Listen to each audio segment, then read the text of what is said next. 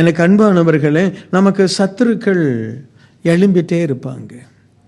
அதுல விசேஷமாய் யார் தேவனுக்கு பிரியமா இருக்கிறாங்க, யார் தேவனுடைய சித்தம் செய்கிறாங்க, யார் வாழ்க்கையில் முன்னேறுறாங்க, யார் வாழ்க்கையில் நல்ல செழிப்பான நிலைமைக்கு வர்றாங்களோ அவங்களுக்கு எல்லாம் சத்துருக்கள் நிச்சயம் இருப்பார்கள்.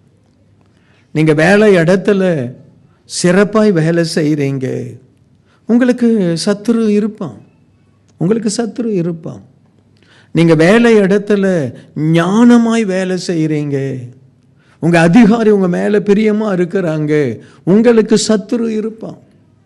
நீங்கள் சர்ச்சில் ஆண்டவருக்காக மிகுந்த உண்மையாய் நீங்கள் ஊழியம் செய்கிறீங்க, உங்களுக்கு சர்ச்சிலேயே சத்துரு இருப்பான்.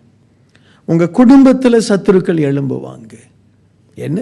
ஆனால் ஒரு அடையாளம், கர்த்தர் உன் மேலே பிரியமாக இருப்பதற்கு ஒரு அடையாளம், உன் சத்துரு உன்மேல் ஜெயம் கொள்வதில்லை. அல்லேலூயா. தானியேல் அவ்வளோ பெரிய பரிசுத்தவான். ஏன் அவனுக்கு சத்துரு? ஆண்டவர் தானியேலை உயர்த்தினார். யோசேப்பு அவ்வளோ பெரிய உத்தமன். ஏன் அவனுக்கு சகோதரர்கள் சத்துரு? அவனுடைய உத்தமத்தை இந்த உலகம் பொறுத்து கொள்ளாது.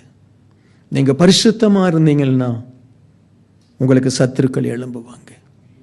நீங்க தேவனுக்காய் உண்மையாய் ஊழியம் செய்தால் சத்துருக்கள் எழும்புவாங்க. ஆனா ஒரே ஒரு அடையாளம், உன் சத்துருக்கள் உன் மேல ஜெயம் கொள்வதில்லை. தேவனுக்கு பிரியமா இருங்க, தேவனுக்கு பிரியமா இருங்க.